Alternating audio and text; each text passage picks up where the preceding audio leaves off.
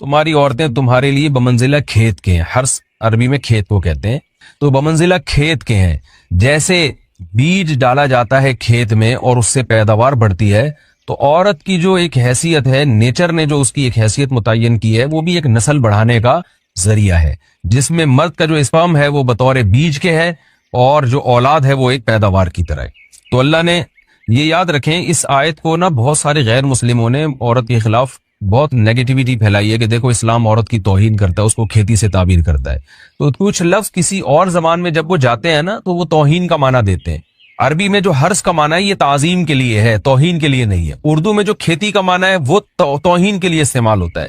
کھیتی یعنی جو پاؤں میں روندی جانے والی، اور زمین جو ہے نا پاؤں میں گویا روندی، اس کو روندا جا رہا ہے. تو اس لیے اس کا اردو میں بالکل اسی طرح جو لوگ ترجمہ کر دیتے ہیں کہ عورتیں تمہاری کھیتیاں ہیں، تو یہ ترجمہ میرا خیال ہے اس لیے درست نہیں ہے کہ اردو میں اس کا مفہوم ہی چینج ہو جاتا ہے. یعنی گویا ایک عزت کے لیے جو لفظ اللہ نے استعمال کیا وہ ذلت کا ذریعہ بن جاتا ہے. تو اس لیے کسی بھی زبان میں جب ہم کسی بھی لفظ کا ترجمہ کرتے ہیں تو اس زبان کے ہمیں محاوروں کو دیکھنا چاہیے کہ اس زبان میں یہ لفظ کس معنی میں استعمال ہو رہا ہے. مثال کے طور پر ہو سکتا ہے کتا کا لفظ کسی زبان میں وفاداری کے لیے استعمال ہوتا ہو، کسی کو لوگ ڈاگ کہتے ہوں تو اس کا مقصد ہوتا ہے وفادار انسان ہے، لیکن ہمارے ہاں اردو میں گالی ہے وہ، اور آپ بولیں کہ بھئی وہ فلاں قوم ڈاگ کہتی ہے تو ہم کتا کہیں گے، تو آپ جب اس کا ترجمہ اردو میں کریں گے تو کتے سے نہیں کر سکتے. تو اسی طرح یہ عربی کا جو لفظ ہے اس میں بھی یہ چیز غور یعنی ملحوظ رہنی چاہیے. تو اس لیے اس کا ترجمہ کیا جائے گا تمہاری عورتیں تمہارے لیے پیداوار بڑھانے کا ذریعہ ہیں، نسل بڑھانے کا ذریعہ ہیں.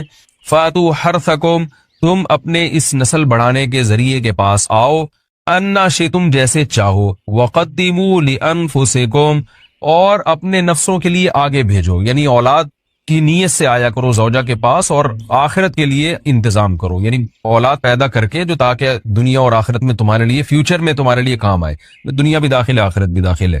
تو یہ آیت کا بھی ایک شان نزول ہے کہ صحابہ کرام تو چونکہ جو خواتین تھیں مکہ میں صدیوں سے وہ لوگ آباد تھے، ان کے سفر خاص طور پہ عورتوں کے سفر بہت ہی کم ہوا کرتے تھے. تو جب ہجرت ہوئی ہے اور جو ہے نا ہجرت کر کے بہت ساری صحابیات مدینہ آئی ہیں، تو مدینہ میں ان کے نکاح دوسری قوموں میں ہوئے، پھر انصار صحابہ سے بھی ہوئے. تو چونکہ تقویٰ تھا ان خواتین میں، للہیت تھی، تو بعض جگہ ایسے واقعات ہوئے کہ میاں بیوی کے جو آپس کا ریلیشن ہوتا ہے، ظاہر ہے وہ ہر قوم میں اور ہر جو ہے نا شخص کا مزاج دوسرے سے مختلف ہوتا ہے. تو بعض مردوں نے اس طرح سے اپنی زوجات کے ساتھ ہم بستری کی کہ ان خواتین کو پھر اشکال ہوا کہ پتہ نہیں اس طرح سے ہم بستری کرنا جائز بھی ہے یا نہیں ہے. تو انہوں نے نبی صلی اللہ علیہ وسلم سے یہ مسئلہ پوچھا کہ یا رسول اللہ، ہمارے شوہر ہمارے پاس اس طرح سے آتے ہیں تو کیا یہ جائز ہے یا نہیں. تو ان کے سوال کو بھی مبہم رکھا گیا اور قرآن نے اس کے جواب کو بھی کنایتاً بیان کیا، کیونکہ مسئلہ بظاہر حیا کے خلاف ہے. تو قرآن جب بھی کوئی ایسی بات ہوتی ہے تو اشارتاً کنایتاً اس کا تذکرہ کر دیتا ہے تاکہ مسئلہ بھی واضح ہو جائے، کیونکہ ظاہر ہے اس کی ضرورت تو قیامت تک آنے والے انسانوں کو پڑ سکتی ہے نا. یہ تو ہر میاں بیوی کا اپنا ایک ذاتی مسئلہ ہوتا ہے کہ ہمیں کس طرح سے پرمیشن ہے، کس طرح سے پرمیشن نہیں ہے. تو اللہ تعالیٰ نے بھی اشارتاً ہی اس حکم کو قرآن میں بیان کر دیا. قرآن میں اس لیے بیان کیا کہ تاکہ اس میں کوئی اجتہادی اختلاف کی گنجائش نہ رہے. تو اللہ نے قرآن مجید میں بیان کیا، فرمائے نساؤکم حرث لکم، تمہاری جو ازواج ہیں، تمہاری جو بیویاں ہیں، وہ تمہارے لیے بمنزلہ کھیت ہیں. کھیت کا مطلب کیا ہوتا ہے؟ پیداوار بڑھانے کا ذریعہ. تو اس میں سب سے پہلا مسئلہ تو قرآن نے یہ بیان کر دیا کہ زوجہ سے جو ہمبستری ہے وہ صرف اسی راستے میں جائز ہے جس سے اولاد ہوتی ہے، کیونکہ عورت کو اللہ نے بنایا ہے نسل بڑھانے کے لیے. تو کوئی بھی ایسا ہمبستری کا طریقہ اختیار کرنا جو نسل بڑھانے کا ذریعہ نہ ہو، یعنی وہ نیچرل نہ ہو، تو وہ حرام ہے. تو اس میں اللہ نے یہ حکم دے دیا. تو اس سے صاف یعنی حدیث سے بھی پتہ چلتا ہے اور تمام فقہاء کا اجماع بھی ہے اس آیت کی روشنی میں کہ مسئلہ تھوڑا حیا کے خلاف ہے، لیکن میرا خیال ہے بتانا ضروری ہے کہ پچھلے راستے سے عورت سے ہمبستری کرنا بالکل حرام ہے، ناجائز. اور نبی صلی اللہ علیہ وسلم کی اس پہ بہت شدید لعنت ہے، بہت شدید وعید ہے. تو یہ بالکل اللیگل ہے اسلام میں کہ عورت کے پچھلے راستے سے اس سے ہمبستری کی جائے. جو لوگ لڑکوں سے بدفعلی کے عادی ہوتے ہیں ان کو یہ ایک چسکا لگ جاتا ہے، تو یہ حرام ہے، ناجائز ہے، کیونکہ اللہ نے بتا دیا کہ یہ تمہارے لیے وہ منزلہ کھیت کے ہیں. تو اس میں قرآن نے وہ جو سوال تھا نا اس کی طرف اشارتاً جواب دے دیا اور آگے فرمایا فاتو حرثکم، تم اپنے کھیت کے پاس آؤ.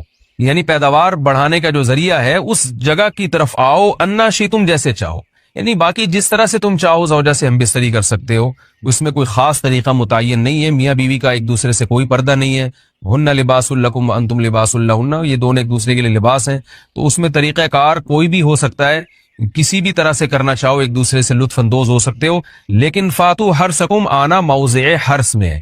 حرس کا مطلب وہ اس جگہ کی طرف آنا ہے جہاں سے نسل بڑھتی ہے، کسی اور راستے کی طرف اس سے صاف طور پر جو ہے نا وہ جو فاسق فاجر لوگوں کی جو برائی ہے، جو لڑکوں سے بدفعلی کے نتیجے میں پیدا ہوتی ہے، اس کا اللہ نے قلع قما کر دیا کہ اس کی اسلام میں بالکل اجازت نہیں ہے۔